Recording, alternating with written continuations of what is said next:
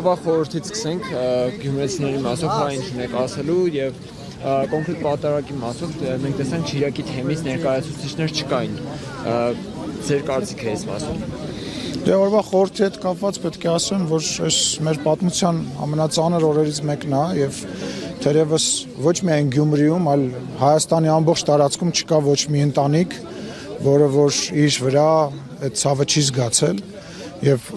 բարեկամ կամ հարազատ չունի, որը որ չի տուժել այդ երկրաշարժից։ Ես իմ բարեկամները օրինակ Վանաձորում են տուժել, մի խոսքով այս էջնա, որը որ ամենասև ձևով մեր պատմության մեջ մնացել է։ Հուսանք, որ հետևանքները մենք վերջնականապես կվերացնենք եւ գիտենք, որ հիմա արդեն շատ տարիներ է անցել, բայց այնուամենայնիվ հետևանքներ կան։ Մինչև վերջ պետք է վերացնենք այդ հետևանքը։ Ամենակարևորը դա է, մարդկային ցավն էլ, մարդկային հիշողությունն էլ մաքրել չի լինի, դա կմնա ավելորդ։ Ապահովման ծրագիր կա, թե չէ, եւ առհասարակ ծրագրերի մասին։ Անկեղծ ասած, ինձ թվում է ճիշտը կառավարության ներկայացուցիչներին հարցնեք, ես նման ինֆորմացիայի չեմ տիրապետում։ Պատարագի մասին մենք Շիրակի ասեք, հա, լսում եմ։ թեմից տեսանք, որ ներկայացուցիչներ չկային այնուամենայնիվ։ Դե գիտեք ինչ, տեսեք, սկզբից ասում էիք, որ Տեր Արամը կարգալուց արված է եւ դա եկեղեցու հետ կապ չունի։ Հետո ասում եք, այս մեկն էլ է կարգալուց լինելու հեսա։ Հետո ասում եք, որ այս մի սրբազանը այնուամենայնիվ անցել է։ Հիմա տեսնում եք, որ ակնհայտ է, որ այն խնդիրները, որը որ մենք բարձրաձայնում էինք, դրանք կան եւ դա մի լուծում ունի, հա, եւ այդ լուծումը անխուսափելի է ուղղակի եւ այսօր խնդրեմը կայանում է նրանում, որ Կտրիժ Ներսիսյանը չի հասկանում, որ այս իր վարքով ինքը արդեն հայ առաքելական եկեղեցուն Հայաստանի պետությանը եւ եկեղեցուն մեծ վնաս է հասցնում եւ անխուսափելի բանի դեմ փորձում է պայքարել, որը անխուսափելի է։ Սիմոնյան, Նավասարդ arczepiskopos Կճոյանը ձեր թիմին հավատարմության երթում է տվել եւ հիշեցնեմ ձեզ, որ դուք օրերս ազգային ժողովում Նավասարդ arczepiskopos Կճոյանին պարոն Կճոյանով էիք դիմում։ Սխալվել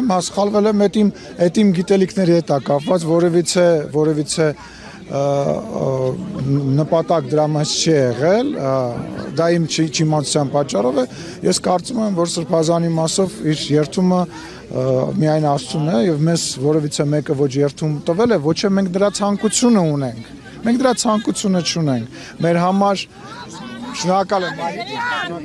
ջան։ Մեր նպատակն է, որ որևիցե ձևով եկեղեցին խառնված չլինի պետության գործերի մեջ եւ մենք չենք ուզում, որ որևիցե մեկը խառնված լինի կամ երթում տա։ Տեսեք, Պարզապես դուք քանի որ նշեցիք ձեր գիտելիքների պակասի պատճառով է, որ այդպես եք նշել, Շիրակի թեմի առաջնորդը պիտի թույլ տար, որ բացի Շիրակի թեմի հոգևորականներից այլ քահանաներ այստեղ կարողանային պատարագ մատուցեին, բայց Միքայել arczepiskopos Աջապահյանը թույլ չի տվել, այսինքն դուք մասնակցել եք կեղծ պատարագի։ Եկեք որևիցե մեկս գնահատական չտանք, հա։ Լրագրողները, որոնք որ հիմա փորձում են ինձ տենց հարցեր տալ, որոնք որ փորձում են պատարագի ժամանակ նույնիսկ գլխաշորջ չունեն։ Հիմա դուք ինձ փորձում եք հարցնեք, ասում եք, որ ես ինչ-որ գնահատական տամ, ես քաղաքական գործիչ եմ, չեմ պատրաստվում գնահատականներ տամ։ Եկեք հերթով էլի, եկեք հերթով, չեմ լսում։ Անկեղծ չեմ լսում։ Նշեցի Շիրակի թեմի քահանաները։ Եկեք մի քիչ էս կողմ ասենք։ Շիրակի թեմի քահանաները ասում էին, որ ես պատասխանեցի այդ հարցին կարծես թե։ Առանց իրենց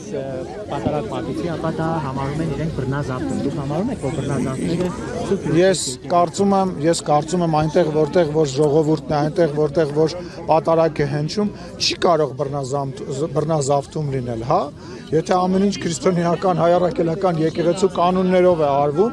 ուզում եմ հասկանալ այդ անձերի վրա կենտրոնանալը, եկեղեցին մի սարքեք, մի անձի, ինքը անձի համար չի, որևիցե մեկի համար չի։ Ես խնդրում եմ ինձ կանոնների մեջ, ես այդ կանոնների եւ դուք նույնպես եւ մեր հերոստատիտողները այդ կանոնները անգիր չգիտենք, որ մենք հիմա մեր վեճը, մեր խոսակցությունը իմաստ չի ունենալու։ Դիմեք,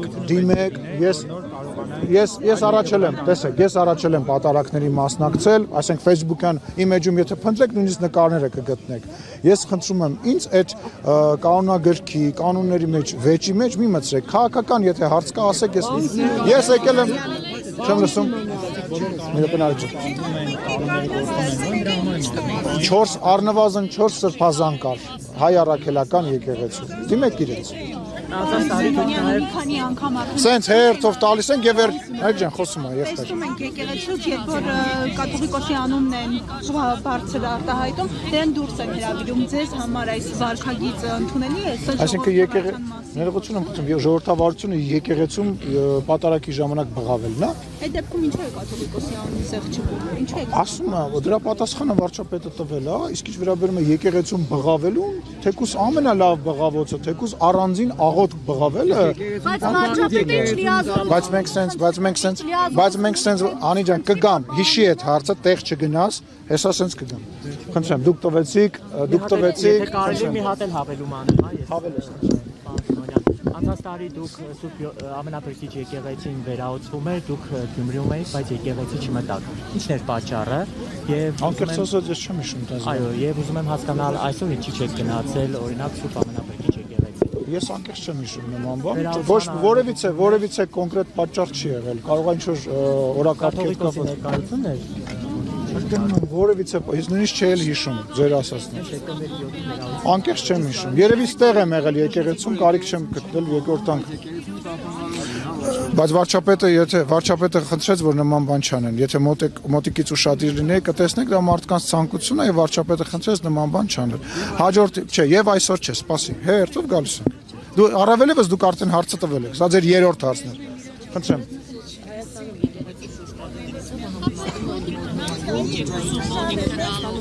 Ռուսաստանն է համեմատում։ Ով է համեմատում ռուսական ազդեցության գործակալները։ Ես նման հարցերի, ես Մոլդովայի, Ռուսաստանի, չգիտեմ որ երկիրը բերեցիք, Ուկրաինայի պաշտոնյան չեմ։ Ես ոչ թե Վրաստանի պաշտոնյան եմ։ Հայաստանի ավարտեք։ Հայաստանում եկեղեցու շուրջ տեղի ունեցող համեմատում են Մոլդովայում, Ուկրաինայում, Վրաստանում, Ռուսաստանում, Արցախում։ Եվ կան այդ գործողություններում հաջողված եւ կան չհաջողված։ Մի պատասխանի ժամանակը առաջնորդում եւ եկեղեցու շուրջ իրականացնում։ ժամանակի դրա Դուք որտեղից եք հարցը տալիս, կասեք։ Դուք այլ երկրի գործակալ եք։ Չէ, դուք որտեղից եք ուղղորդվում։ Այսինքն ով է ձեզ թույլ տալիս ինձ հարցնել Հայաստանի Հանրապետության ընտրված բարձրաստիճան պաշտոնյային հարցնել, որ ես որևիցե տեղից ուղղորդվում եմ, դուք դրա իրավունքը չունեք։ Ես պատասխանում եմ ձեզ, դուք դրա իրավունքը չունեք։ Այ դուք ձեր իսկ դուք նմանություն չեք տեսնում ձեր հարցերի եւ այլ երկրների հերոստալիքներից հնչող բանը պրոպագանդիստական դրույթների մասին։ Նմանություն չեք տեսնում, չեք նկատում, որ դուք ուրիշ երկրի բանը գործակալների թելն եք հյուր։ Իսկ դուք որտեղից եք ֆինանսավորվում։ Ձեր ֆինանսավորումը պարզ է։ Կասեք որտեղից եք ֆինանսավորում, ասեք։ Ահա։ Ես շատ կասկածում եմ, որ այնտեղ ֆինանսավորման մասին որևիցե տեղեկություն կա։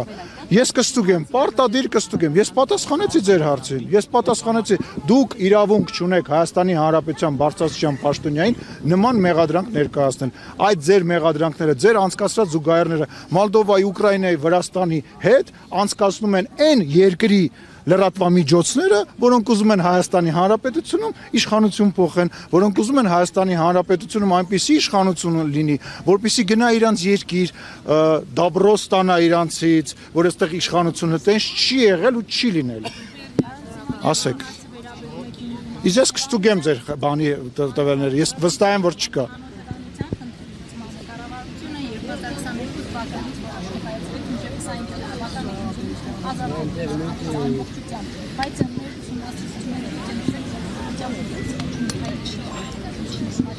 Ես չեմ կարող այդ հարցին պատասխանել, որտեղ դուք ճիշտ նշեցիք, կառավարությունը ասել է, բայց ես չեմ կարող կառավարության գործառույթի մեջ մտնել եւ ասել, թե ինչի չի եղել, կառավարության ներկայացուցիչները այստեղ կան, կարող եք հարցնել իրենց, ներողություն եմ խնդրում իմ չիմացության համար, բայց գործի բերումով ես դրա հետ չեմ առնչվել դեռ։ Անինա, մի րոպե, արեք, Անինա։ Ես գալու եմ ձեր մոտ հարցազրույցի։ Օրը եմ փոխել, բայց գալու լսում եմ ձեզ Անին։ Պատարագի սեղմել զոհաբարի անունը, դա որտեղ է վարչապետը կարող է այդպիսի հրահանգ խնդրանք տալ, որտեղ է շրջապատված։ Խնդրանքները ինչ-որ տեղ գրում են, Չէ, բայց ինքը իրավունք չունի։ Չեք խնդրում։ Անջան, դա ձեր գնա, հլա,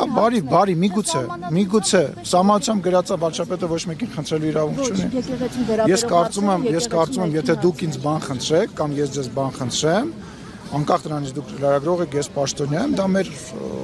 որոշելիքն է, այլ ոչ թե սահմանության մեջ գրելու կամ չգրելու բան է, հա։ Դա դուք գնահատական եք տալիս, որը ես չեմ կիսում, հարցրեք այն մարդկանց, ովքեր որ խնդրել են, հարցրեք այն մարդկանց, ովքեր որ այդ խնդրանքին արձագանքել են։ Խնդրեմ Նարիչ։ Պարոն Սիմոնյան, ըստ էության իշխանությունը այստեղ չկարողացավ իր սցենարով պատարակ կազմակերպել։ Ինչներ իշխանության սցենարները։ Պարտադրված էր այլ թեմից հոգեվորական հետը բերել, սա թերևս աննախադեպ է շրջիկ հոգեվորականով պատարակի գալը, ինչպես կմեկնաբանեք։ Շիրակցի 24 հոգեվորականից 29 հոգեվորականից որևէ մեկը։ Իսկ ով ասեց, որ ինչ-որ սցենար կա։ Ձեզ դուք անընդհատ, ձեզ թվում է, չէ, մի րոպե։ Ձեզ ինչ-որ թվում է, այտենց ինչ-որ A4 ֆորմատի թղթի վրա կամ A3 ֆորմատի վրա գրած ինչ-որ սցենար կա, որով տենց հիմա նայում ենք, ասում ենք, հիմա դու սա կասես, ոչ, սա հավատքին, լսեք, սա հավատքին վերաբերվող գործընթաց է եւ հա ցանկություն կա որ սենս լինի, ցանկություն միգուցե կարող է լինի որ նենց լինի, բայց իրականությունը այլը կարող է լինել։ Այսինքն ինչ ենք ուզում դրանով արձանագրենք։ Ենթադրենք ձեր հարցի պատասխանը այո է կամ ենթադրենք ձեր հարցի պատասխանը ոչ է։ Եվ կանեք որ Շիրակում մնա 29 հոգեվորական։ Ես կարծում եմ որ եկել է ժամանակը, որ մենք արդեն մայր աթոռ էջմիածնում անցկացնենք հաջորդ պատարակը։ Դա իմ անձնական կարծիքն է։ Չգիտեմ վարչապետը ինչ կարծիք ունի դրա մասին։ Ես կարծում եմ որ եկել է ժամանակը այնտեղ անցկացնել։ Իսկ նորմալ է որ օրինակ Նիկոլ Փաշինյանը